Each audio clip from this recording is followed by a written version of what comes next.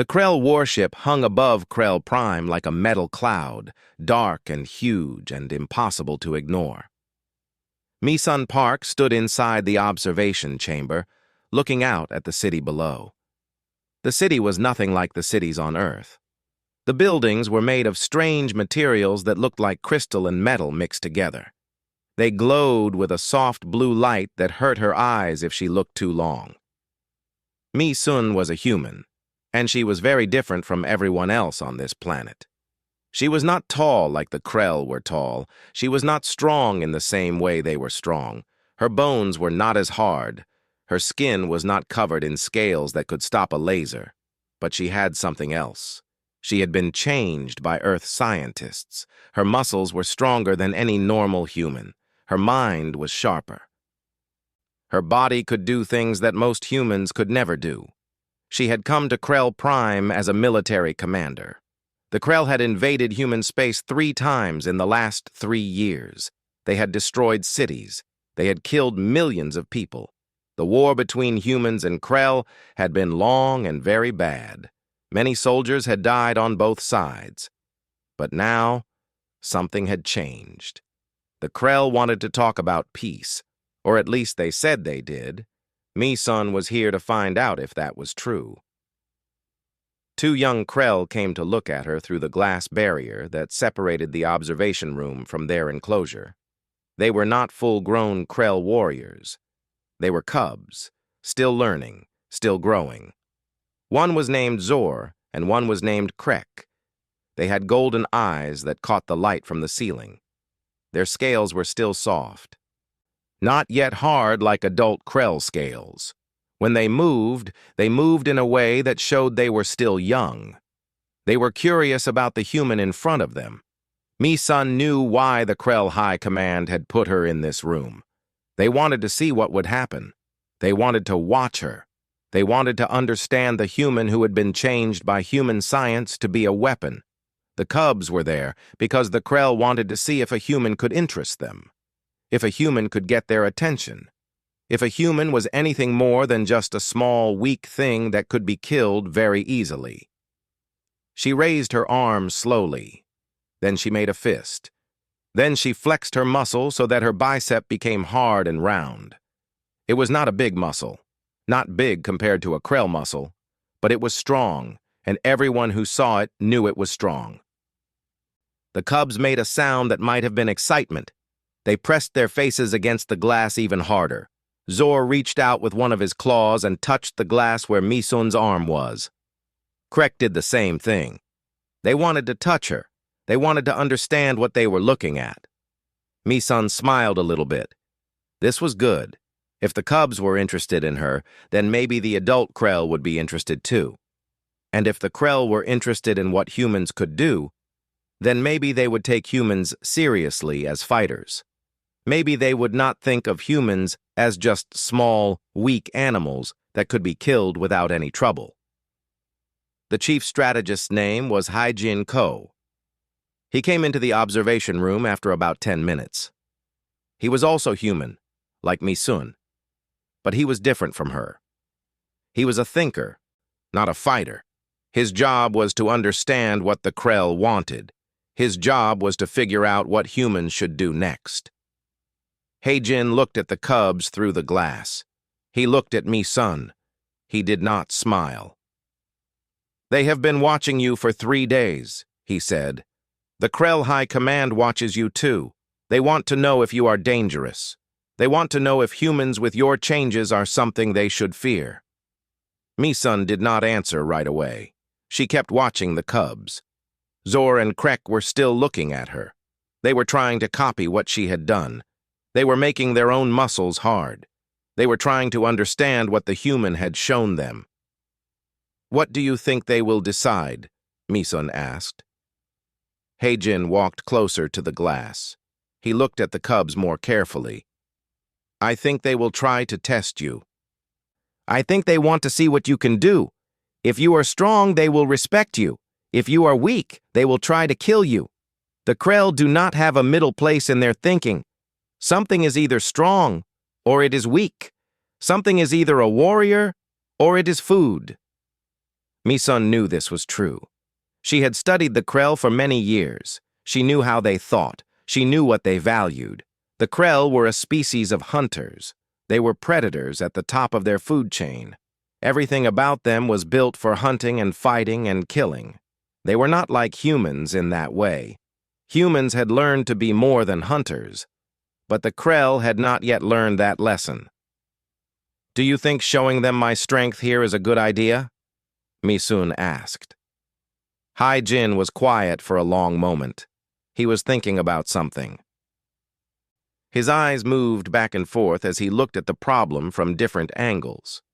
Finally, he answered. "Yes, I think it is good," he said. "Because if the Krell see human strength here in a safe place, they might listen to peace talks. They might think of us as something other than animals to kill. And if the cubs see human strength, they might teach other Krell about it. The Krell learn from their young. The young learn from the adults. But the adults also learn from the young. If Zor and Krek understand that humans are not weak, then maybe when they are older, they will make sure other Krell understand it too." Mi-sun thought about this. It made sense. The cubs were watching her now. The cubs were learning from her now. Even though she was separated from them by a wall of glass, she was still teaching them something. She was teaching them that humans were different from what they had thought. That night, Mi-sun went back to the observation room by herself. The cubs were sleeping. They were curled up together in the corner of their enclosure, their scales reflecting the soft light that came from the walls. They looked almost peaceful when they were sleeping. It was easy to forget that they were predators. It was easy to forget that they would grow up to be warriors who could kill humans very easily. But Mi-sun did not forget. She could never forget. She was here because of the war.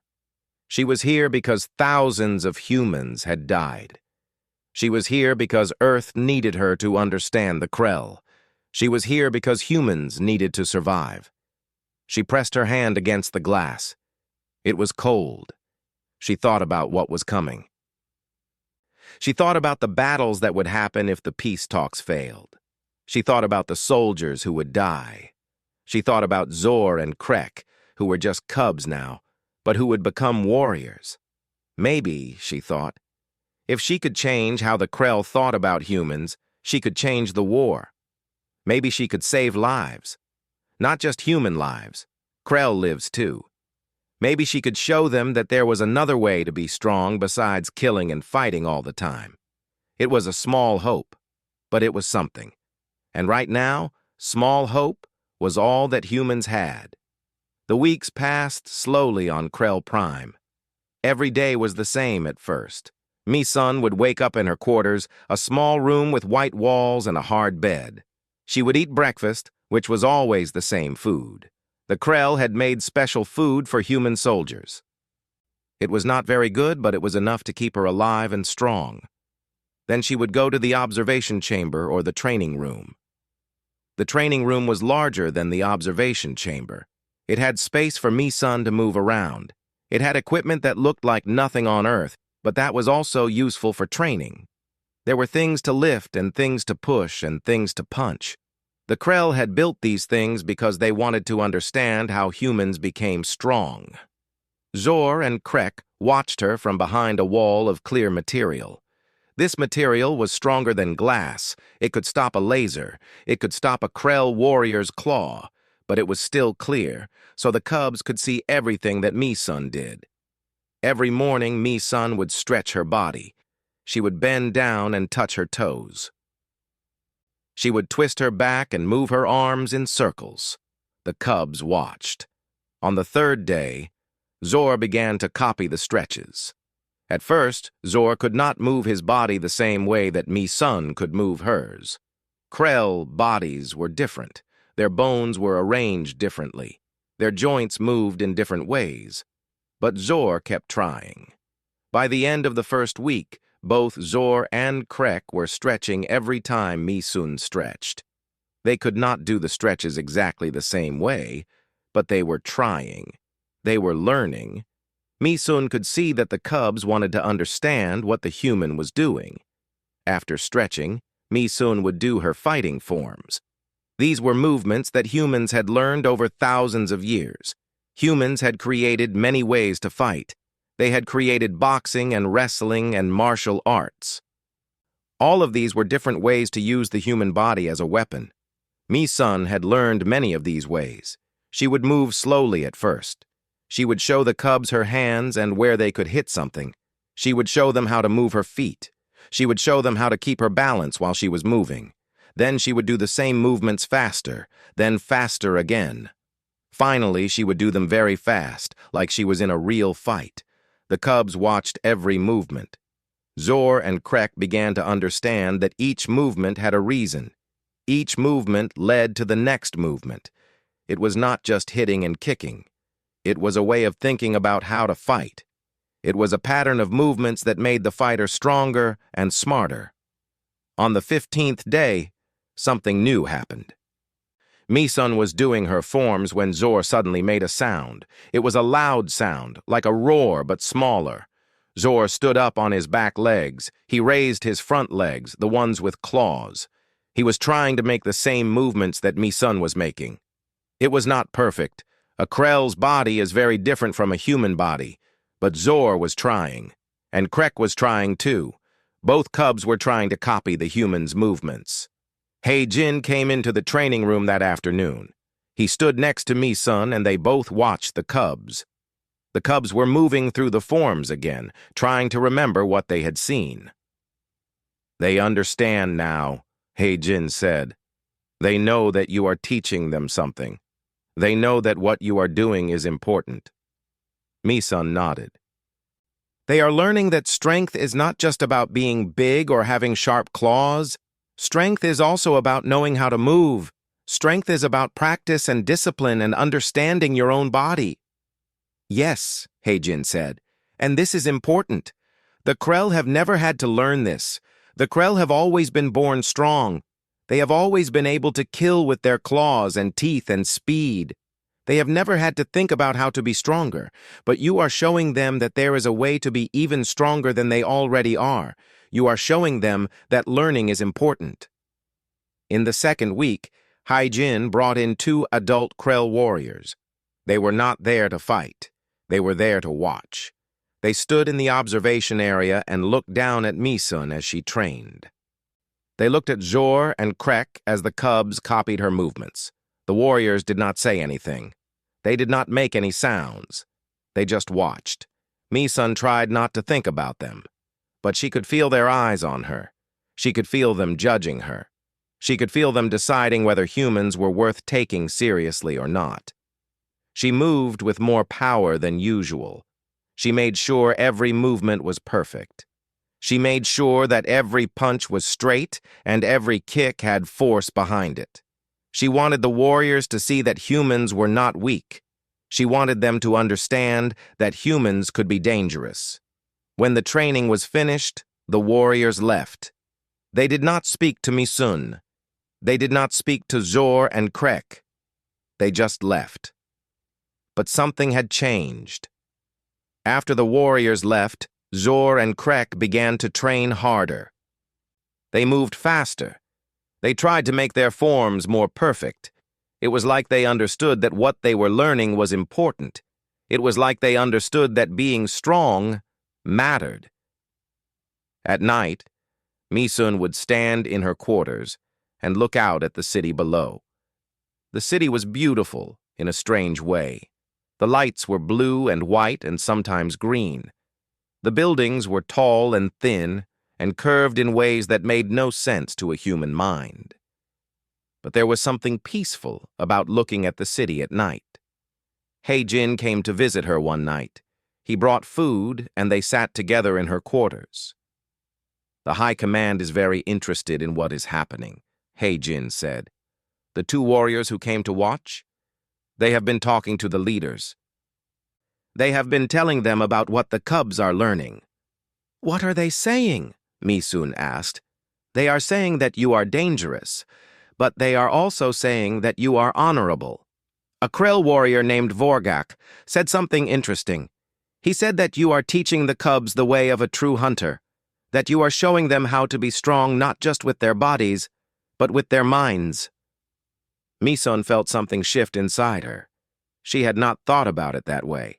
She had thought she was just teaching the cubs fighting forms, but He-jin was right. She was teaching them something more.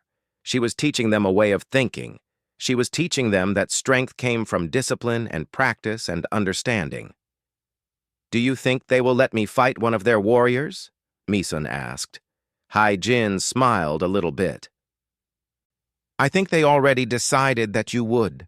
The question is when, and I think the answer is soon. Very soon. The Krell want to see if the strength you are teaching the cubs is real. They want to see if a human can really be a threat." That night, Mi-sun could not sleep. She kept thinking about the fight that was coming. She kept thinking about what would happen if she lost. She kept thinking about what would happen if she won. She knew that either way, everything would change. Everything would be different after that fight. She went to the training room and worked until her body was so tired that she could barely move. She wanted to be ready. She wanted to be perfect. Because she knew that this fight was not just about her. It was about whether humans could survive. It was about whether humans could be something more than just small, weak animals that the Krell could kill whenever they wanted. By dawn, Mi-sun had made a decision. She would win. She had to win. There was no other choice. The arena was nothing like anything Mi-sun had ever seen. It was a huge circular space with walls made of crystal material that was stronger than any metal on Earth. The floor was covered with sand that was white and fine and warm. The sky above was open, so the sun shone down and made everything very hot. All around the arena, there were seats, hundreds and hundreds of seats, and every seat was filled with Krell. Warriors and leaders and even some young Krell like Zor and Krek. All of them had come to watch. All of them wanted to see what would happen when a human fought against a Krell warrior. Mi-sun stood on one side of the arena. She was wearing clothes that were made for fighting. The Krell had given her special material that would not tear easily. The material was light and did not slow her down. She could see her own reflection in the crystal walls. She looked small. She looked weak compared to what was waiting for her on the other side of the arena. Her opponent was named Vorgak. He was one of the oldest Krell warriors on the planet. He had fought in 100 battles. He had killed enemies from a dozen different species. His body was covered in scars that showed his age and his experience. Each scar was a story of a fight that he had won. Each scar was proof that he was dangerous.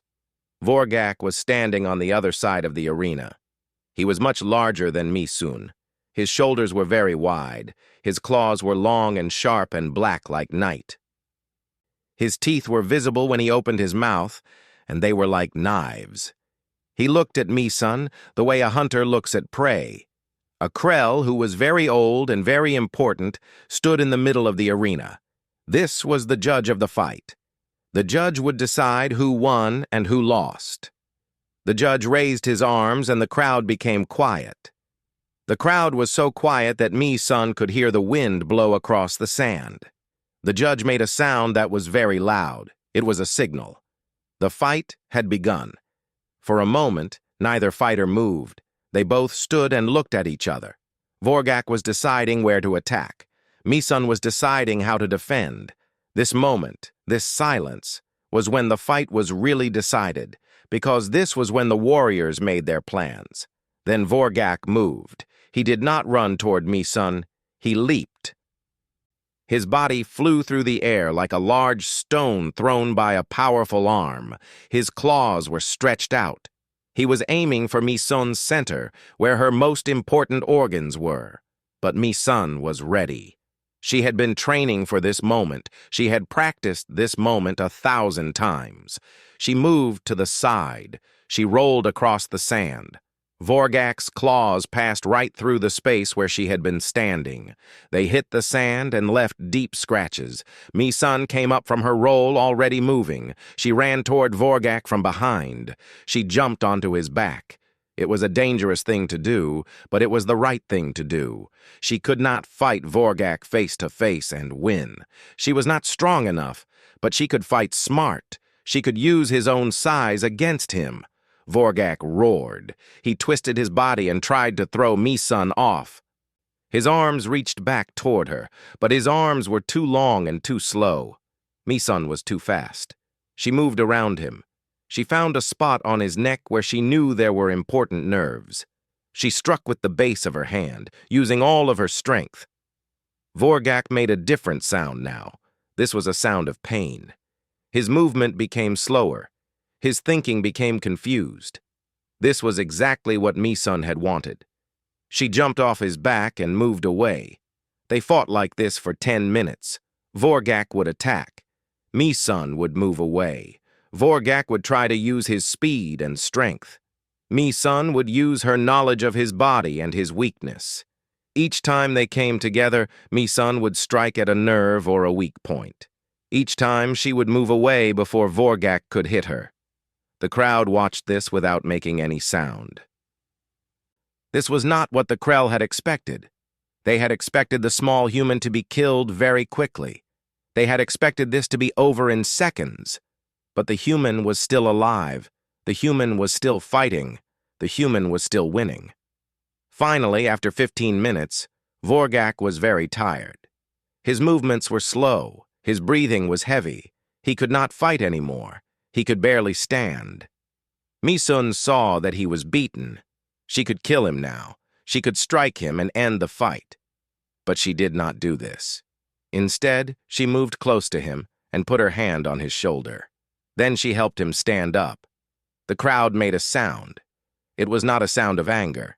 It was a sound of surprise. It was a sound of respect. Vorgak looked at Mi-sun. His golden eyes were very bright. He raised one of his arms and made a signal. This signal meant that he accepted his defeat. This signal meant that he recognized Mi-sun as a true warrior. The old judge in the middle of the arena made a sound. This sound meant that Mi-sun had won. The fight was over. The crowd made a much louder sound now. It was not a sound of anger. It was a sound of respect and honor. The Krell were showing respect to the human who had beaten their warrior. Zor and Krek were standing up in the crowd. They were making the sound too, but they were also moving their arms. They were making the same movements that Mi-sun had made in the fight. They were showing that they understood what she had done. They were showing that they had learned from watching her fight. Mi-sun walked across the arena toward where Vorgak was standing. She was very tired. Her muscles were shaking. But she had done it. She had won. She had shown the Krell that a human could be a warrior, too. Vorgak came toward her. For a moment, Mi-sun thought he might attack, but instead he did something else. He reached out with one claw and touched her shoulder. This was a gesture of respect among the Krell. This meant that they were both warriors. This meant that he had seen her strength and recognized it as true. After the fight, everything changed on Krell Prime. The way the Krell looked at Mi-sun was different. They did not look at her like she was an animal. They looked at her like she was a warrior. They looked at her like she was dangerous. Jin came to see her that night in the medical room. She was being treated for small injuries. Nothing was broken. Nothing was serious. But she was very sore and very tired. "You did it," Jin said. He was smiling. "I did," Mi-sun said. She could barely keep her eyes open. "The Krell High Command wants to meet with you. They want to talk about peace, but now they want to talk as equals. Now they know that humans can be strong. Now they know that humans should be treated with respect." Mi-sun closed her eyes. She had done what she came to do. She had changed how the Krell thought about humans, and it had taken one fight. One moment when she had shown them her strength and her discipline and her honor as a warrior. The message came 3 weeks after the fight in the arena. It came from Earth Command. It came through a special radio signal that was hidden from the Krell. Heijin brought it to Misun in her quarters. His face was very dark. He looked like he had not slept in many days. Misun read the message. Then she read it again. Then she sat down on her bed and did not move for a long time. The peace talks had failed. The Krell High Command had said they wanted to make peace, but they had been lying. They had sent more ships to the human colonies. They had attacked 3 cities. Thousands of humans were dead. Millions more were going to die. The war was starting again. The peace that everyone had hoped for was not going to happen. Heijin sat down next to Misun. He did not say anything. He did not need to say anything. They both understood what this meant. "How long do we have?" Misun asked. "A few weeks," Heijin said. "Maybe less. Earth Command says that the Krell ships will be in position to attack the main human base in 3 weeks. They want you back. They want you to help defend the base." Misun thought about Zor and Krek. She thought about how the cubs had learned from her. She thought about how they had watched her fight Vorgak and learned about honor and strength and discipline. She thought about how they trusted her now. They looked at her with respect and curiosity. They wanted to learn more from her. And now she had to go to war against their people. She had to become the enemy. She had to fight and kill Krell warriors who might be friends of Zor and Krek. She might have to fight Zor and Krek themselves if they became warriors. "We have to tell them," Misun said. "We have to tell the cubs that the peace talks failed. We have to tell them that the war is coming again." "Yes," Heijin said, "but not yet. Let me talk to the Krell leadership. Let me understand what is happening. Maybe there is something we can do." But there was nothing they could do. The Krell High Command had decided that they wanted to control the human worlds. They had decided that humans needed to be destroyed or enslaved. The young Krell, like Zor and Krek, did not make these decisions. The old warriors and the leaders made these decisions. Every day, Misun trained with Zor and Krek. Every day she showed them new movements and new ways to fight. Every day she could see them becoming stronger and more skilled. But every day she also knew that this was the last time she would see them. Every day brought her closer to the moment when she would have to leave. One night, Misun could not sleep. She went to the window of her quarters and looked out at the city. The blue and white lights were beautiful. She thought about all the Krell who lived in that city. She thought about Zor and Krek growing up in that city. She thought about them becoming warriors and fighting for their people. She thought about the human cities on Earth. She thought about the people who lived there. She thought about the children who had lost their parents in the war. She thought about the mothers and fathers who had lost their children. She thought about the cities that had been destroyed. There was no good choice. No matter what she did, people would die. Krell or humans, they would all die. The war would go on, and more would die. In the morning, Heijin told her that it was time to leave. Earth Command had sent a ship. The ship would arrive in 2 days. Misun had to be ready to go. That afternoon, Misun went to see Zor and Krek one last time. She did not tell them that she was leaving, but they knew something was different. Animals can sense when things are changing. They can sense when something important is about to happen. Both cubs came to the glass barrier. They looked at Misun with their golden eyes. Those eyes were so full of curiosity and trust. Those eyes did not understand that the world was about to change. Those eyes did not understand that their friend was leaving forever. Misun put her hands on the glass. Zor and Krek did the same thing. They pressed their palms against the glass on their side so that their hands were across from her hands, separated only by the barrier. Then Misun did something she had never done before. She stood up and raised her arms above her head. She stretched them out wide. She was showing Zor and Krek her whole body. She was showing them everything that she had taught them. She was showing them a final lesson. Zor and Krek stood up too. They raised their arms. They stretched them out. They copied the movement exactly. They understood that this was important. They understood that something was ending. "I am sorry," Misun said to them, even though she knew they could not understand her words. The glass was too thick. They could not hear her voice. "I am sorry that I have to go. I am sorry that what I taught you will be used against my people. I am sorry about all the things that are going to happen." But the cubs did not hear her apology. They just watched as she lowered her arms. They just watched as she turned and walked away. They just watched until she was out of sight. That night, Jin and Misun prepared to leave. They packed the things they needed. They prepared the information they had gathered. The Krell had been very open with them about their science and their technology, not understanding that humans would study everything and use it to make weapons. Misun did not sleep that night. She sat and looked at nothing. She thought about the war that was coming. She thought about Zor and Krek becoming warriors. She thought about whether she would ever see them again. She thought about whether they would understand why she had to leave. On the morning of the third day, the human ship arrived. It landed in the Krell spaceport, which was made of metal and crystal and was very large.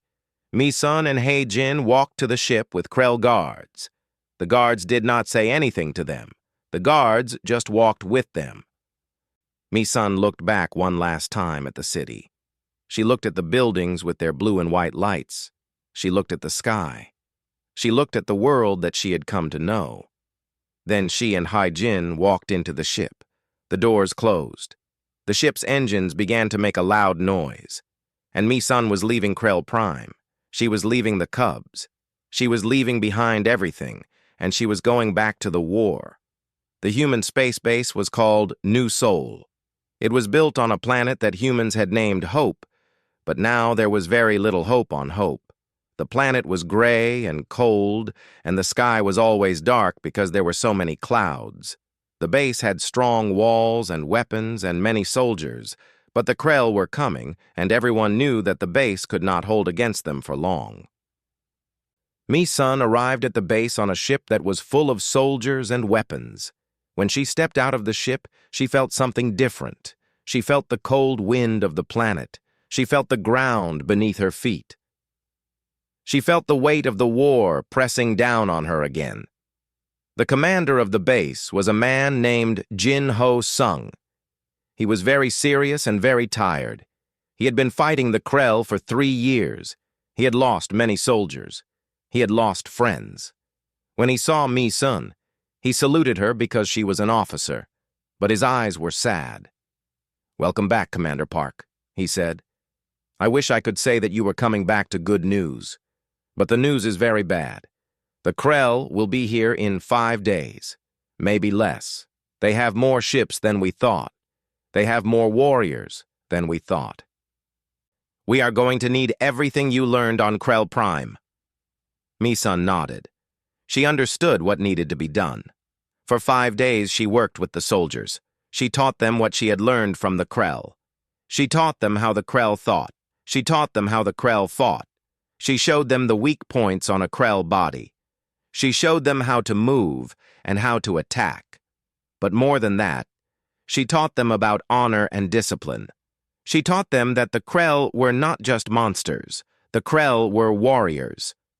The Krell followed a code, even if it was a code that was based on strength and hunting. If humans could understand this, then maybe they could fight the Krell as equals. Maybe they could earn respect instead of just dying. The soldiers listened to her. They learned quickly. They understood that this human officer had been on Krell Prime and had come back alive.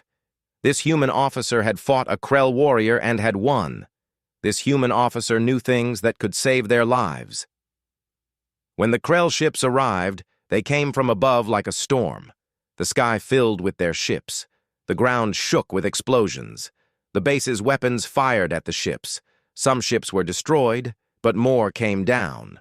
The Krell were landing their warriors.